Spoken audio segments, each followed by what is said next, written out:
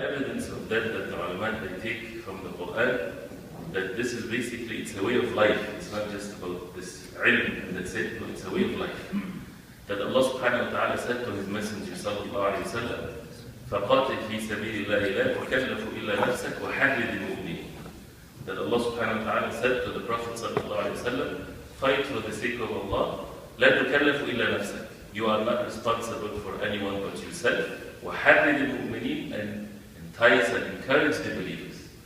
So the ulama they say, regardless of what the ayah was revealed for, this is a way of life. That you first, you focus on oneself, the person will perfect his iman and his actions, and then you encourage others to do the same. Calling people to do the same, and this is where the da'wah and enjoining good, forbidding evil, and so on. So the virtue of the one that learns and teaches to others. There are many hadith on this. He mentioned one hadith here. He says, حدثنا محمد بن علاء قال حدثنا حماد بن أسامة عن بريد بن عبد الله عن أبي بردة عن أبي موسى الأشعري رضي الله عنه عن النبي صلى الله عليه وسلم قال مثل ما بعثني الله به من الهدى والعلم. مثل means the parable, the example of what Allah subhanahu wa ta'ala بعثني, sent me with من الهدى والعلم, with guidance and ilm. The example of what Allah subhanahu wa ta'ala sent me with guidance and ilm, كمثل الغيث, is like the example of al-ghayth, or al-ghayth means the rain. The rain that brings all means of goodness. Not the stormy rain, but the rain that is very good for all kinds of benefits. So the Prophet ﷺ here is giving an example for people to see something physical they understand very well, and they relate to it, and they have no doubts of what its effect and so on, to relate it to something non-physical like matters of ilm and the benefit of it, because maybe the meaning might be not clear as the rain is. And as we said before, with the parables, with the examples, with these amthal in the Quran and in the Sunnah of the Prophet ﷺ, it's exactly as it's mentioned, no exaggeration whatsoever. People can tend to exaggerate in these types of situations, but in the Quran and the Sunnah of the Prophet ﷺ, there's no exaggeration. So what is the example of the guidance and the ilm that was revealed to the Prophet ﷺ? كَمَثَلِ الْغَيْثِ الْكَثِيرِ, like the abundance rain. Al-kathir is a lot, al-ghayth is the rain that is a lot. أَصَابَ أَرْضًا, that means it came into أرضًا, a certain place on the ground. فَكَانَ مِنْهَا, now this is the type of ground that would take the rain and benefit from it. The benefit is relative, and it's different from one type of ground than the other. فكان منها نقية قبلت الماء فأنبتت الكلأ والعشب الكثير. The first type of land, نقية, pure, it took the water. قبلت الماء, قبلت is usually like accepted the water, took the water. فأنبتت الكلأ والعشب الكثير, and as a result of that gave plantations to all kinds of good things. Al-kala, what the cattle and so on they eat from, and al-ushb, the green things. So it brought out all kinds of good things as a result of this. وَكَانَتْ مِنْهَا أَجَادِبُ أَمْسَكَتِ الْمَاءِ. And another type of land, أجادب. أجادب means it withholds the water. It's not the type of soil that would have plants in it. But it kept the water and did not disappear. It kept the water there. فَنَفَعَ اللَّهُ بِهَا النَّاسِ فَشَرِبُوا وَسَقَوْا وَزَرَعُوا. So the people drank from the water, and they planted, or they irrigated their plants, and they used the water. So the water did not bring plants, but it was useful for people to take the water as it is for their own use. وَأَصَابَتْ مِنْهَا طَائِفَةٌ أُخْرَى. And the third type of soil, a third group, إِنَّمَا هِيَ قِيعَانٌ. قِيعَانٌ meaning that it does not, it takes the water and the water disappears, right? Like the desert. لا تمسك ماء ولا تنبت كلأ. Does not hold the water for people to benefit, nor does it plants and people would benefit from this. فذلك مثل من فقه في دين الله. This is the example is clear, right? So the water comes down, or the rain comes down, and there is three types of soil. One type that takes the water, and as a result of that, plantation comes out and it's very benefiting and very useful. The other type, it keeps the water and it does not evaporate or anything, so people can drink from it or can they take it in buckets and benefit. And the third type, the water disappears, did not benefit whatsoever from the rain. Then the Prophet ﷺ said, this is the like, man faqiha fi dinillah, like the one that got the understanding and the knowledge of the deen of Allah subhanahu wa ta'ala, وَنَفَعَهُ مَا بَعَثَنِي اللَّهُ بِهِ, and he was benefited with what Allah subhanahu wa ta'ala sent me with, فَعَلِمَ وَعَلَّمَ, so he learned and he taught others. And وَمَثَلُ مَنْ لَمْ يَرْفَعْ بِذَلِكَ رَأْسًا, and it's the example of the one, لَمْ يَرْفَعْ بِذَلِكَ رَأْسًا literally means that he did not lift his head up, meaning he did not care too much about what had came to the Prophet sallallahu alaihi wasallam, did not turn to it to learn it and to benefit and so on. وَلَمْ يَقْبَلْ هُدَى اللَّهِ الَّذِي أُرْسِلْتُ بِهِ, and he did not accept the guidance that came to me from Allah subhanahu wa ta'ala that he sent to me. So this is the example. So what are the three? Very briefly, the first one, of course, these are the ulama. These are the people of knowledge, those who learn and they teach others, which is the title of the chapter. The person that learns and teaches. And it doesn't mean that the person has to reach a certain level in which then he would say, now I can teach. No, if we learn any benefit in any session, like now for example, we can go home and teach our children something, teach our wives something, teach a co-worker something. Anything that we learn, but we have to make sure that this is authentic, that we learn the right way, that we have the right understanding of it, we can teach it to others and we can get that benefit.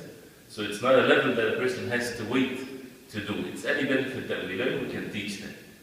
And of course, the ones that become busy with teaching, this is something else. So this is the first example. The second example, which is the water that was kept and will still benefit from it, it's like the one that learns and he keep on learning, right? But he did not convey the understanding to others.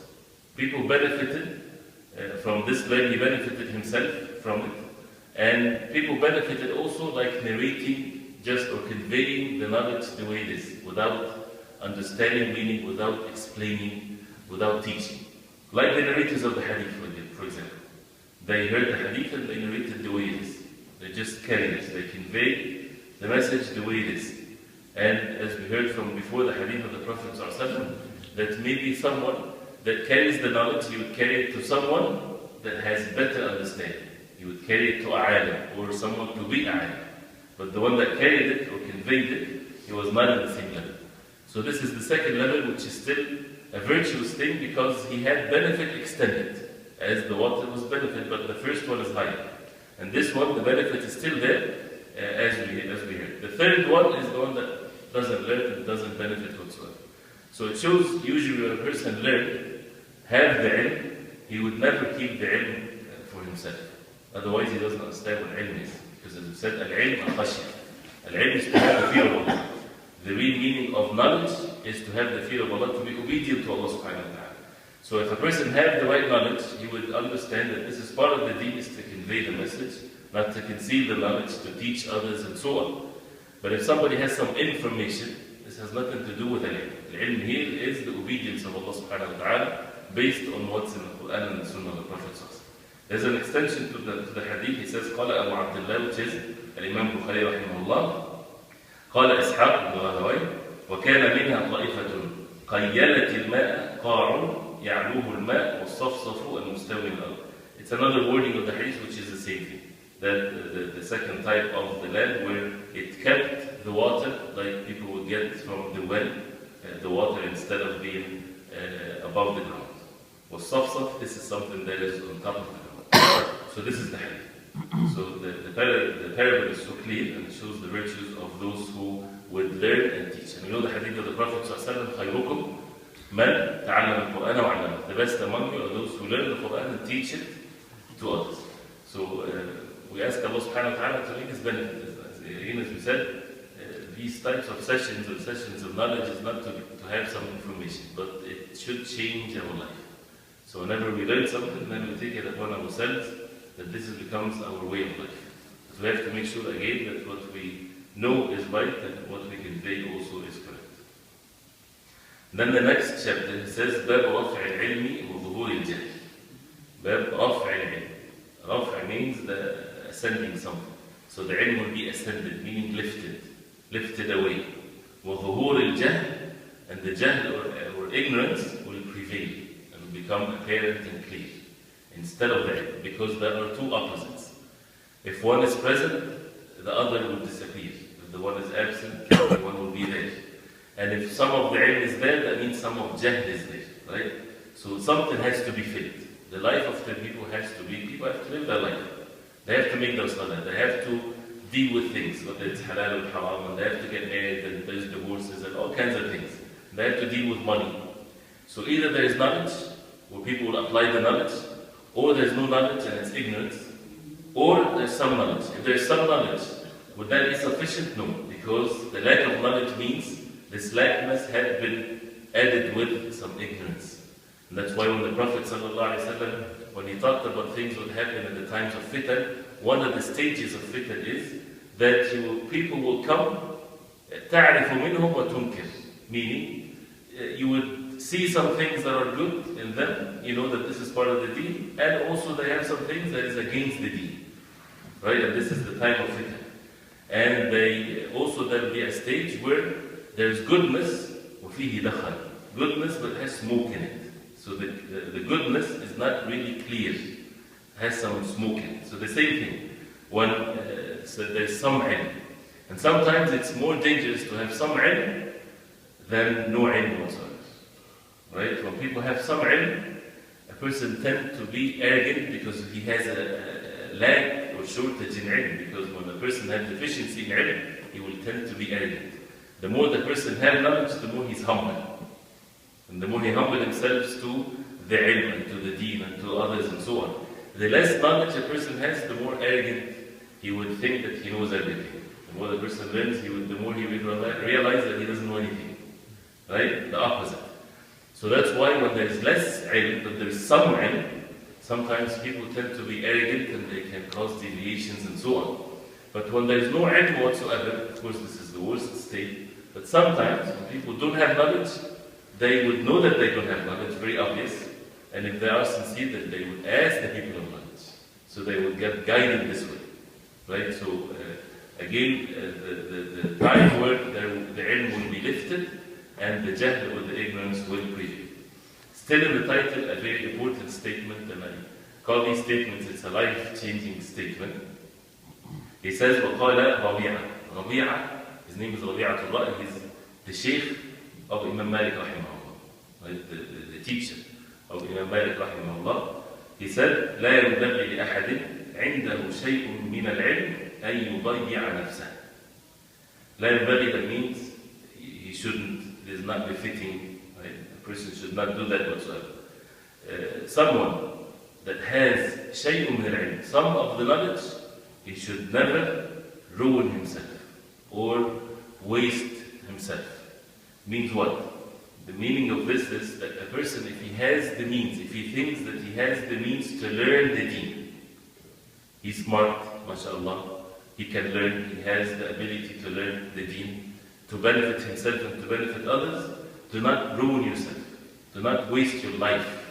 If you have the means to learn the deen, don't waste your life. This is what he's trying to say. And that's why at these times, they used to pick these bright ones, right? As when people find someone very smart, they would direct them to study what is benefiting. They used to search for those who are bright and righteous when they're young, so that they would spend even from their money to keep them busy with studying the deen, so that they would benefit themselves and benefit others. So this is a very powerful and a very important statement, especially at the times when we all agree that this is a time where ilm is not the dominant thing, it's more almost jahl. There is a lot of ignorance about matters of the deen, whether it's to Muslims or to non-Muslims, right? So then it becomes our duty, this is the qadr of Allah that we're living in this time. So then our job, if a person wants to find a very important good deed to do, is to seek the knowledge and to spread the knowledge, to oppose the ignorance that prevails. That needs effort and so on. So this is such a great deed. If a person wants to make sure that he's doing the best deeds at these times that we live in, is to spread the right knowledge, which is at all times the most virtuous, but even more when it's time of ignorance and things, people do not know what is right and what is wrong and so on. And this is something as Abdullah ibn Mubarak, rahimahullah, when we remember the statement he said, that he did not find a level after prophethood better than the level of bath al-ilm, or conveying and spreading al-ilm. This is the best level after the prophethood, because this is what the level of prophethood is. The prophets, they were sent to convey the message, to spread the message, and the ulama are the inheritors of the prophets, and this is supposed to be our job, to make sure that we have the knowledge and to spread it. And when we spread the knowledge, right, to be like the first type that we heard before, that means it's not just the information that we will spread, it's the information and the character that the person has, and the manners and the way to spread it, and the hikmah and the wisdom, what to spread first and what to teach first and what second, and so on. So there's a great level of ilm and knowledge and wisdom that a person should have. So this is with regards to the lifting of the ilm, and the jahl or ignorance would prevail. Then he said hadith of the Prophet sallallahu alaihi wasallam. قال حدثنا عمران بن مسعود قال حدثنا عبد الوارث عن ابي تياح عن انس بن مالك رضي الله عنه قال قال رسول الله صلى الله عليه وسلم إن من أشراط الساعة أن يرفع العلم ويثبت الجهل ويشرب الخمر ويظهر الزنا. Indeed, من أشراط الساعة, from the signs of the hour, one of the signs of the hour, the signs of the day of judgment, and يرفع العلم, that the ilm will be lifted. How would the ilm be lifted? There's another hadith where the Prophet ﷺ said, إن الله لا ينزع هذا العلم انتزاعا ينتزعه من صدور الناس. That Allah subhanahu wa ta'ala does not lift the knowledge by force from the hearts of the people. ولكن يرفع العلم بقبض العلماء. But He would lift the ilm by the death of the ulama. But when the ulama they die, then there is no ilm. حتى إذا لم يبقى عالم اتخذ الناس رؤوسا جهالا فسئلوا فأفتوا بغير علم فضلوا وضلوا. Till when there is only present ignorant heads. This is what the Prophet ﷺ called them, because people that are in need of heads, they are in need of someone to lead them. So the people of knowledge, Allah subhanahu wa ta'ala calls them to die. So what happens, people will take ignorant heads as the leaders. So they will be asked, and they will be given fatwa without knowledge, and as a result of that, they will deviate others. So this is, for the believers, this is the worst calamity that can happen. For someone's heart is deviated and in a state of forgetfulness, the worst calamity is the loss of wealth, the loss of life, these types of things. And of course it's calamities, but the worst calamity is when a person is lost when it comes to matters of the deen, that he can deviate and fall into deviation and end up being in the hellfire because of things that are not clear and confusing and so on. So it's more effort to be done, and more effort to be done to lift and to make sure that a person is spreading the knowledge and learning the deen. And alhamdulillah, Allah subhanahu wa ta'ala saved this deen for us and the ilm. So this is one of the signs of the hour, and we can see that is present. So the first one, and يرفع العلم, that the ilm will be lifted. ويثبت الجهل, the opposite will be established, which is al-jahl. يثبت meaning established, stable, from a thabat. It's not like once in a while, it becomes the norm, becomes what people would hold strongly to, is ignorance, and the ilm becomes a strange thing to them. When they're opposed by the ilm, قال الله, قال رسوله صلى الله عليه وسلم, this is a strange thing. Why? Because the jahl and the ignorance have been stable for years, for generations. This is what we saw our forefathers doing, and this is what we're following, the ways of the forefathers. So what is this new ways or new things? It's not new or anything, but when the jahl, when the ignorance prevail and becomes stable, and generations will take it after generations, then when a person trying to get the people to go back to the way the deen was at the time of the Prophet ﷺ, it becomes a strange thing. That's why we have to, the our belief is that we follow this deen the way it was practiced at the time of the Prophet ﷺ, so that we save ourselves from all these forms of deviation, especially when we have these texts clear, so that we don't always think anything is deen is good. No, not necessarily. Not anything that is given the title of deen is good. It might be a deviation, especially at times of fitan. So how would we know when it's confusing like this and we don't have the knowledge? If this is the way of the Prophet ﷺ, sure, this is what we, to the best of our ability, this is the way that we follow. And this is the way that we make sure that we follow. That's why the words of our A'imma, right, this is from the deen of Allah. So when we're talking about this, for example, the 4 A'imma and matters of fiqh, these are from the early generations of Islam. Right? So if a person is following the Sahaba radiallahu anhum before that, in matters of belief, we follow the way of the Prophet sallallahu and the companions radiallahu anhum. People introducing things, right? We have to be careful with the things that are introduced. So أن يرفع العلم ويثبت الجهل, and always what is mentioned, the opposite of it is mentioned. To make it very clear. And to show that this is the way of understanding, and forgive me if I'm taking too much time on this, it's the sunnah of Allah. It's the way of Allah subhanahu wa ta'ala, that if people leave what is benefiting for them willingly, they will be punished by the opposite of it. So if people turn away from ilm, from the knowledge of the deen, what happens? That means they will be punished by jahl, by ignorance. Right? So it's something that everybody should be concerned. If we don't have the knowledge, at least we have to support matters of knowledge. If we find a child that has the means to study the deen, or support places where they spread the matters of the deen and so on. So أن يرفع العلم ويثبت الجهل, these are the 2 signs of the hour. ويشرب الخمر. As a result of that, ويشرب الخمر. Khamr, or wine, intoxications, will be drank. People will drink it. And the word ويشرب, they used to drink it at the time of the Prophet ﷺ. Right? But here it gives the sense that it's so widespread. Right? The sin and others would still be present at the best generations, at the time of the best generations. And after that, but when the truth prevails and the ilm is prevailing, you would find these things done in a secretive way, or exceptional, one here or there. But when things become widespread, find in every corner, places like this, and widespread in the Muslim world, people just openly drink and so on. This is what it's meant here. وَيُشْرَبَ الْخَمْرِ, that the people will drink al-khamr, or wine, or intoxications. وَيَظْهَرَ الزِّنَا. Yadhar, as we said, means prevails or becomes apparent. As zina, fornication, adultery. Becomes the norm. This is no shame in this whatsoever. And we can see that this is all from the signs of the hour. And we have a duty with regards to these signs, is to oppose it and to be away from it, to protect ourselves and our families from falling into these evil signs, and to convey the message and to be patient so that we lessen the effect of these evil to the rest of our life. So in the Ashrat al-Sa'a, from the signs of the hour, that the ilm will be lifted and the jahl will be established and the khamr will be drank, وَيَظْهَرَ الزِّنَا, and the zina will be apparent, أو يفشو. Yafshu meaning what? Afshu salama baynakum, which means spread the salam everywhere, so the zina will be everywhere. May Allah subhanahu wa ta'ala protect us.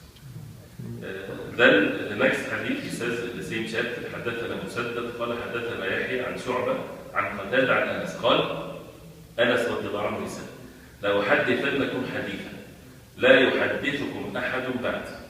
I will tell you hadith لأحدثنكم. The lam is like qasam, but definitely, for sure, no doubt. I will give you hadith that no one after me will tell you this hadith. That means he heard it, it was just him and the Prophet ﷺ, so he would tell him something that nobody after him would tell them the same hadith. He said, سمعت رسول الله صلى الله عليه وسلم. I heard the Prophet ﷺ said, and Anas radiallahu anhu, as we said, he used to serve the Prophet ﷺ for 10 years in Medina, since he was a boy. يقول, he heard the Prophet ﷺ saying, من أشراط الساعة, from the signs of the hour, أن يقل العلم. So the word used here is يقل, that العلم, knowledge, will decrease. ويظهر الجهل, and the jahl will become apparent, because if that decreases, that increases. ويظهر الزنا, the same meaning, and the zina will prevail, will be spread. وتكثر النساء, and the women will be more than men. ويقل الرجال, and the men will be less. Women will be more than men. حتى يكون ل50 امرأة القيم الواحد, to the extent of which for 50 women the ratio will be 50 women to 1. One will be in charge of 50 women, right? Or 1 versus 50. This is how the ratio would be. There will be so many women and less men. Whether it's because of many killing, because this is also one of the signs of the hour, there will be so much killing, and usually the killing would spread among men more, wars and so on. Or the hadith, in this hadith did not mention a reason, Allah knows best. So this is one of the signs of the also addition to what is mentioned before. Then he says after that, باب فضل العلم, the chapter of the virtue of al-ilm. قال حدثنا سعيد بن عفير قال حدثني الليث بن سعد رحمه الله قال حدثني عقيل عن ابن شهاب عن حمزة بن عبد الله بن عمر أن ابن عمر عبد الله بن عمر رضي الله عنهما قال, he said, سمعت رسول الله صلى الله عليه وسلم قال, he heard the Prophet صلى الله عليه وسلم say, before we say the hadith, فضل العلم, fadl is not virtue in this context. It means extra. Like when you drink something and you leave something in the cup. This is fadl, this is ziyada, this is extra, this is more. So this is what it means, right? So this is what fadl means. And so this is like, because there was a chapter in the beginning, fadl al-ilm, the virtue of the ilm. This is not the same title. This means the extra or having more ilm, or more matters of knowledge. And the hadith will clarify this. He said, the Prophet ﷺ said, بَيْنَ أَنَا نَائِمٌ أُتِيتُ بِقَدَحِ لَبَنٍ. While I was sleeping, the Prophet ﷺ was saying that he saw in his sleep a dream that he was given a cup or a cup of leban, of milk. فَشَرِبْتُ حَتَّى إِنِّي لَأَرَى الزِّيَّ يَخْرُجُ فِي أَظْفَارِ. He said, I kept drinking till I saw the milk coming from my fingers, right? Coming from the fingernails of the Prophet ﷺ. He kept drinking till he saw this in his dream. ثُمَّ أَعْطَيْتُ فَضْلِي عُمَرَ بْنَ الْخَطَّابِ. Then I gave fadli. Fadli meaning what I left, the extra of this milk, to Umar ibn al-Khattab رضي الله عنه. قالوا فما أولته يا رسول الله. They asked the Prophet ﷺ, what would you explain this hadith? How would you interpret this hadith? أولته, تأويل hadith. He said, al-ilm, the knowledge. And that's to praise Umar ibn al-Khattab رضي الله عنه, shows the virtues of Umar رضي الله عنه, that he was given from the knowledge of the Prophet عليه الصلاة والسلام, and he was called al-mulham, the one that is inspired by Allah subhanahu wa ta'ala, that the wahy revelation from Allah comes and would confirm what Umar رضي الله عنه would say. And of course many virtues of Umar رضي الله عنه. So here is fadl al-ilm, or the extra, or the more of al-ilm.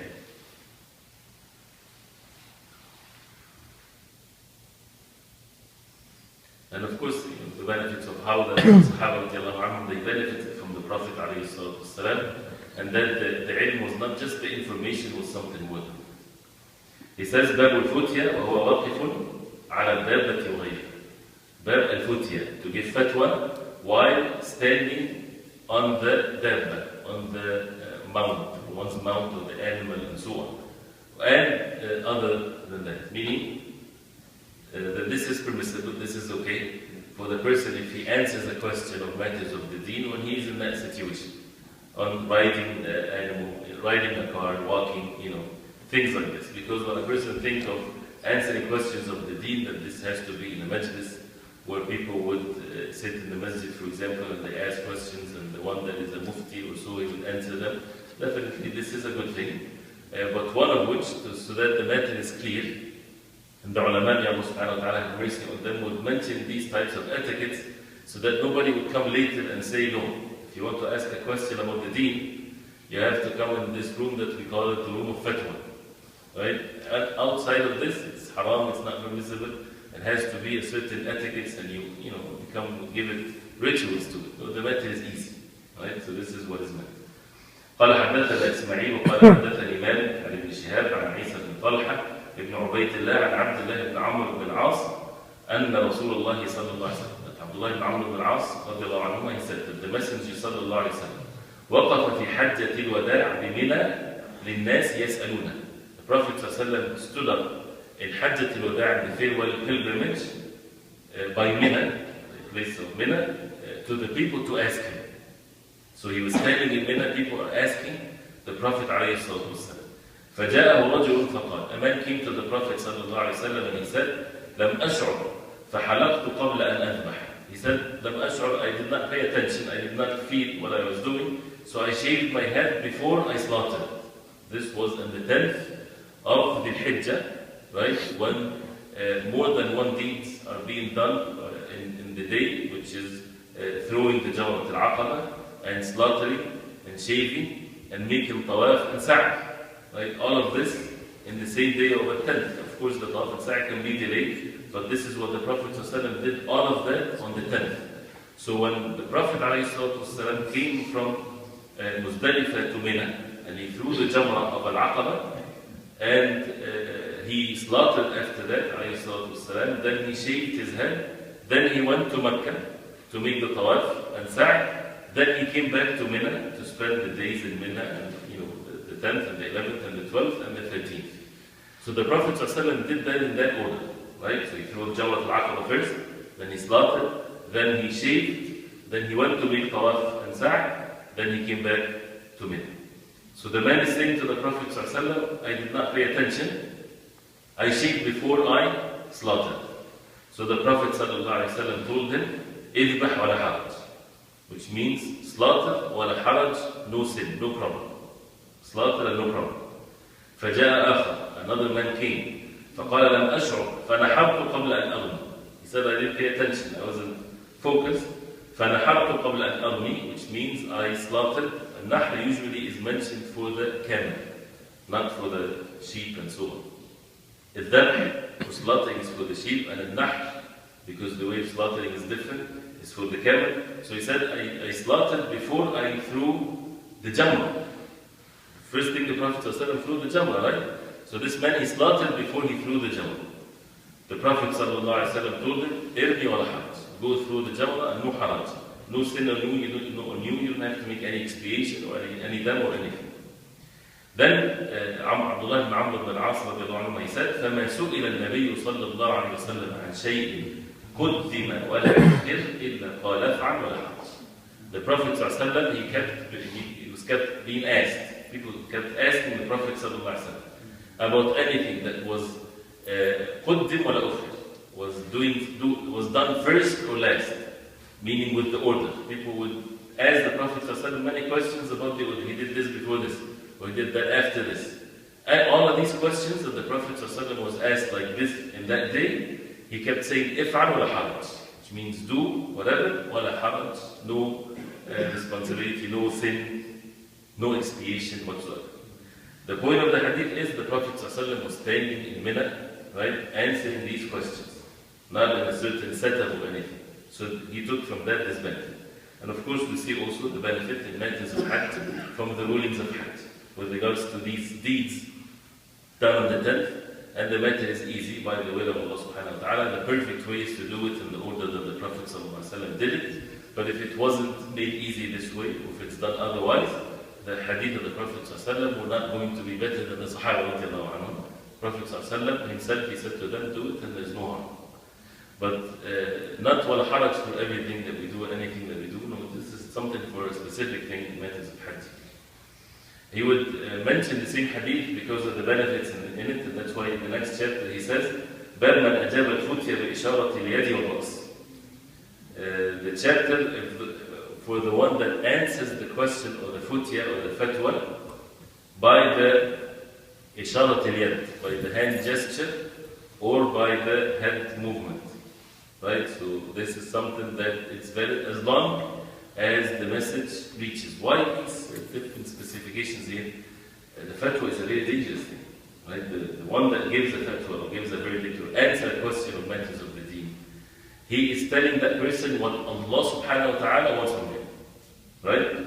It's not that this person of knowledge, he has revelation from Allah, no. But this is the ilm, this is the knowledge that shows what Allah subhanahu wa ta'ala wants from us. This is halal, this is haram, and so on.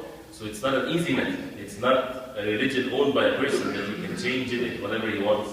And that's why the issue of a fatwa and answering questions is a very dangerous one. And at the same time, the questioner should also have the etiquettes and understand that the one that gives the fatwa or gives the answer, this is not his own religion that he can change it the way he likes. His job is just to convey the message the way it is. So for people to seek the fatwa and they want the easy route from the mufti or from the one that they're asking, And they would pick and choose based on this one is easy, this one is difficult, right? So let's go as this person because everything is halal for him. So we'll get the verdict from him. It doesn't work this way. It's not like it's your religion, you have it in your pocket and you give it to whoever you want. This is the deen of Allah, and this is, a person can go to the hellfire as a result of making things lenient because the deen is already lenient, right? And when we see a deen yusr, sometimes people, they think it's out of their good intentions. You want to make it easy for the people. You make it easy for the people from your money, sure. Give them from your money, from whatever you have, you give them all of your wealth. But to make it easy for them by compromising the deen of Islam, this is not our capacity.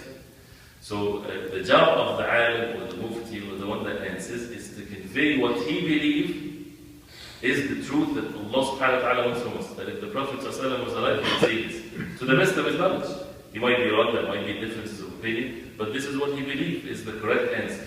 So it's not permissible for him, it's haram for him to say otherwise. And it's haram for him to please others or to look at the situations and things like this. And it's all based on the knowledge. And if the fatwa is different from one situation to the other, it's still by the truth, because the Prophet ﷺ would give certain answers in different situations.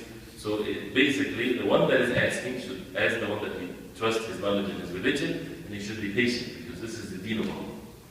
So, however, that's why when they ask these things, so if a person asks a question, and the mufti, for example, he would say, do this. Right? This might be one culture means no, it means yes. The truth has to be there, so you have to make sure. Right? Like sometimes people get into a fight like this. I remember he was in Edwardsville. There was a brother a long time ago, and it was the khutbah of Jumu'ah. And there was a debate. Someone wanted to give khutbah, a new Muslim, and for some reason he was so excited he wants to give the khutbah. So they were telling him that he doesn't know how to read the Surah Al-Fatiha yet, and so on. So one of the brothers, when one was talking to him, and a brother from India, Pakistan, remember, he was shaking his head like this.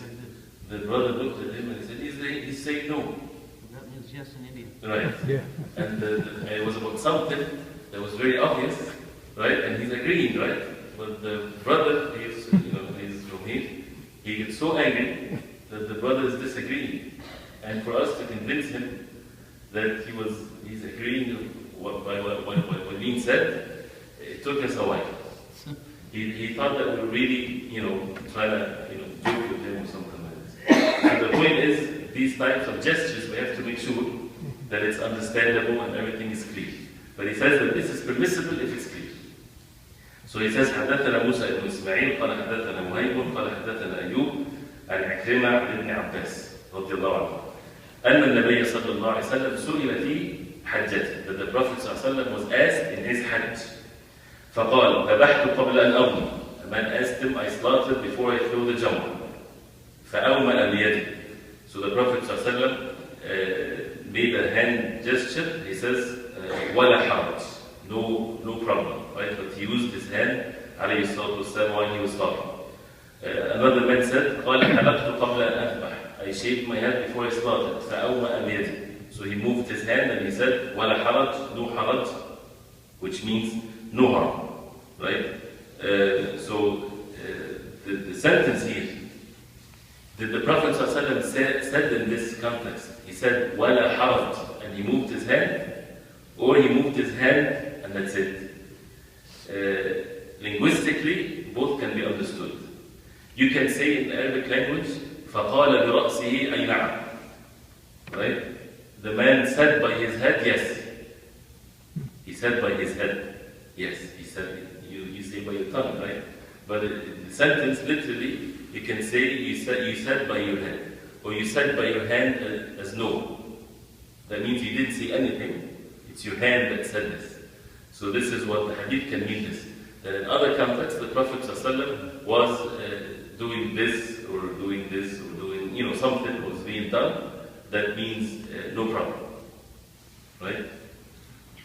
And another narration which we just also mentioned it before, but with some extensions, قال حدثنا مكي بن إبراهيم قال أخبرنا حنظلة ابن أبي سفيان عن سالم قال سمعت أبا هريرة, I heard أبا هريرة رضي الله عنه عن النبي صلى الله عليه وسلم قال يقبض العلم ويظهر الجهل والفتن. يقبض العلم. the ilm, another word here. The first we heard yurfa, lifted, right? And we heard yaqil, would decrease. And here yuqbad. Yuqbad is to be like when the soul is taken out of the body. Right? What do you call this? The soul is lifted or taken away. So yuqbad al-ilm, the ilm will be taken out. وَيَظْهَرُ الْجَهْلِ, and the jahl and arrogance, ignorance will prevail, will be apparent and clear. وَالْفِتَنِ, and the fitan, and the tribulations, and as we said, the reason for that is what? As we mentioned in the hadith earlier. وَيَكْفَرُ الْهَرْجِ, and al-harj will be a lot. So they asked the Prophet ﷺ, وَمَا الْهَرْجِ? What does the harj means? They said this was a word from the Abyssinians. So the Prophet ﷺ قال هكذا بيده فحرفها كأنه يريد القتل. The Prophet ﷺ pointed to them with his hand like this, as if he means al-qatl or killing. Right? When you do this to somebody, right? So he pointed with his hand as this is what it means al-qatl or killing. So the Prophet ﷺ didn't say, he pointed with his hand the meaning of it. Although the Prophet ﷺ used to be very precise and clear in his wordings. He would repeat even what he said ﷺ 3 times for people to remember it and to understand it and to even memorize his words ﷺ. And the second hadith in the chapter, he says, حدثنا موسى ابن إسماعيل قال حدثنا وهيب قال. This is the last hadith إن شاء الله تعالى في الصلاة. قال حدثنا هشام عن فاطمة عن أسماء بنت أبي بكر رضي الله عنهما قالت أتيت عائشة رضي الله عنها وهي تصلي. Aisha is then how she is related to Asma? Sister. So she went to her sister Aisha, the wife of the Prophet sallallahu alaihi wasallam. وهي تصلي, and she was praying. فقلت ما شأن الناس? What's the matter with the people? فأشارت إلى السماء. She was praying. فأشارت إلى السماء, but she pointed into the skies. She pointed to her somehow to the skies, to up there. فإذا الناس قيام. The people were making salah. This is not a time for salah. And that's why Asma, when she came and she saw people are praying behind the Prophet ﷺ, and Aisha radiallahu anha is praying in her room, and she asked her, what is the matter with the people? So she pointed to the skies. They were praying basically the eclipse, right? So she pointed to the skies. فقلت سبحان الله. Asma said سبحان الله. Like, what's the matter? قلت آية. She kept going. She said آية, a sign from Allah subhanahu wa ta'ala. فأشارت برأسها أي نعم. During the salah, Aisha radiallahu anha, she did with her head, yes, this is a sign from Allah subhanahu wa ta'ala. فقمت حتى تجلاني الغشي. Asma radiallahu anha, she stood up also in the salah till she fainted. And the Prophet ﷺ, in the eclipse, he would pray a long salah till the eclipse goes away. 2 hours, 3 hours, right? So he would pray the first rak'ah, Al-Baqarah, Al-Imran, and so on. So it's a very long salah. So she kept standing till she fainted. فجعلت أصب على رأس الماء. She kept pouring water on her head. Then she said, فحمد الله عز وجل النبي صلى الله عليه وسلم وأثنى. The Prophet صلى الله عليه وسلم praised Allah subhanahu wa ta'ala. After he prayed, he made alhamd, said alhamdulillah, and he praised Allah subhanahu wa ta'ala. Then the Prophet صلى الله عليه وسلم, he said, talk to the people after the prayer. ما من شيء لم أكن أريده إلا رأيته في مقام. There's nothing that I didn't see before unless I saw it in my standing now, meaning during the salah. حتى الجنة والنار. Even the Jannah and the hellfire. فأوحي إلي. Then the Prophet ﷺ said, فأوحي إلي. It was revealed to me, right in the salah, أنكم تفتنون في قبوركم مثل أو قريب لا أدري أي ذلك قالت أسماء من فتنة المسيح الدجال. Prophet ﷺ said that it's been revealed to me that you will be tried, تفتنون فتنة, that you will be tried in your graves, the like or close. Asma radiallahu anha, the narrator didn't remember, is it the like or close? The word is it exactly the same or close to the fitna of al-Masih al-Dajjal, the Antichrist. The fitna in the grave is the like or close to the fitna, to the trial of the Antichrist, the Masih al-Dajjal, which is the biggest fitna that would afflict the human being from the time of Adam alayhi salam till the day of judgment.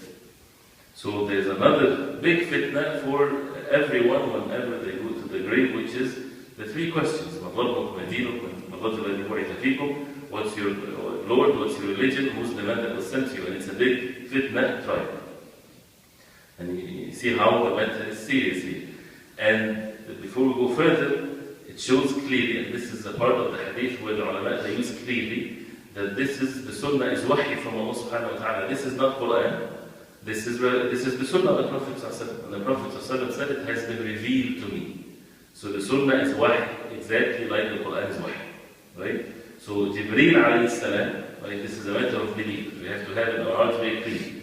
Jibreel alayhi salam used to come down with the sunnah to teach the Prophet ﷺ, as he used to come down with the Quran. Right? It's not that the Prophet ﷺ would explain the Quran from his own opinion alayhi salam. No. Jibreel alayhi salam would teach him. Right? That this is consensus among the people of Ahl Sunnah. So the Sunnah is also wahy, revelation from Allah, but of course the Quran is the words of Allah subhanahu wa ta'ala, the miraculous words of Allah. Nothing is the like of the Quran. But when it comes to the revelation, when it comes to our submission, there's no difference. We submit ourselves, we obey the orders of Allah in the Quran, and in the Sunnah of the Prophet ﷺ, the same level of submission. You should not say, I will obey the orders of the Quran strongly, then I will obey the orders of the Sunnah. This is dalal, this is deviation. Whoever says this, he has a deviation in his belief. Both are in the same level of submission, but they're not the like, of course. The Quran is the words of Allah subhanahu wa ta'ala. But both are wahy from Allah. Then, the Prophet ﷺ said that the fitna, or the trial in the grave, it will be said to the man in the grave, or to the person in the grave, مَا عِلْمُكَ بِهَذَا الرَّجُلِ? What do you know about this man? فَأَمَّا الْمُؤْمِنُ أَوْ الْمُوقِنُ, as for the believer, or the muqin from al-yaqeen, the one that has certainty, لَا أَدْرِي بِأَيِّهِمَا قَالَ الْأَسْمَاء. The narrator forgot. The Asma' رضي الله عنها said al-mu'min or al-muqin. And of course, both give the same outcome, but to show how precise they were, to make sure that they narrate exactly, word by word. As for the believer, or the one that has the certainty, he would say, وَمُحَمَّدٌ رَسُولُ اللَّهِ جَاءَنَا بِالْبَيِّنَاتِ وَالْهُدَى فَأَجَبْنَا وَاتَّبَعْنَا. And this has more details in it, and it's very beautiful. As it says, he is Muhammad Rasulullah, the messenger of Allah sallallahu alaihi wasallam. Ja'ana, he came to us with al-bayyinat, with the clear matters, wal-huda, and guidance. فَأَجَبْنَا وَاتَّبَعْنَا. فَأَجَبْنَا means we responded to his call and we followed. This is a very significant part of the hadith. Usually these three questions, whenever they are mentioned, that the person in the grave would say, "Huwa Muhammad sallallahu alaihi wasallam." Who's your prophet? Huwa Muhammad sallallahu alaihi wasallam. Right? But in this hadith, it gives more specifications, more details to it. That for a person to save himself from the trial in the grave, it is not enough just to believe that the Prophet sallallahu alaihi wasallam is the messenger of Allah. It says, فَأَجَبْنَا وَاتَّبَعْنَا. We responded, we believed, and we followed. So following the Prophet sallallahu alaihi wasallam, this is what saves the person from the punishment in the grave. And if a person doesn't follow the way the Prophet sallallahu alaihi wasallam, that means this great fitna, trial in the grave, he might not be able to pass it. So the criteria is that we follow the way the Prophet ﷺ when it comes to the question about the Messenger sallallahu alaihi wasallam. فَأَجَبْنَا وَاتَّبَعْنَا, and we followed. هُوَ مُحَمَّدٌ. It was said 3 times. فَيُقَالُ, then it will be said to this person that answered such an answer, نَمْ صَالِحًا, sleep righteously, sleep good. Why? Because he had passed. قَدْ عَلِمْنَا إِن كُنْتَ لَمُوقِنًا. We know that you are someone with certainty. So sleep in a good way, in a pleasant way, because you are someone that has certainty. وَأَمَّا الْمُنَافِقِ أَوِ الْمُرْتَابِ. As for the hypocrite or the one that has doubt, and the narrator was not sure which one Asma' radiallahu anha she said, فَيَقُولُ لَا أَدْرِي. He would say, I do not know. سَمِعْتُ النَّاسَ يَقُولُونَ شَيْئًا فَقُلْتُ. I heard the people saying something, and I said the like of it. And he will be punished. Right? So the hadith, of course, great benefits here. and it shows also the issue of matters of pointing the head. Can we do that during the salah? We shouldn't, of course. Salah is a time when a person is yunaji Allah. He's speaking to Allah subhanahu wa ta'ala and focused on the khushu' and so on. So the salah is not a time when we answer phone calls or check emails or send messages. A person might think, well, I'm not talking, so I can just check who called. Some people sometimes they do these things during the salah. Right? And this is a very fatal thing to one salah. Checking the messages, maybe send something, and or they would have some form of a sign language with others, like this, like stay, things like this. Person should never ever do these types of things, of course, unless there's a necessity and one movement or one side, like for example, Asma radiallahu anha, she's scared, what's the matter, people, is there something, catastrophe happens, So things like this can be done, and this was not done like all the time. This is one incident. So if it happened that a person would save a life or would calm someone that is panicking or something, then there's no harm as long as it's not too much that breaks the salah. But to make it the norm, no, this is not permissible whatsoever. And of course the other benefits of the signs of the hour and the importance of knowledge and so on. And we'll inshallah stop at this point. If you have any questions,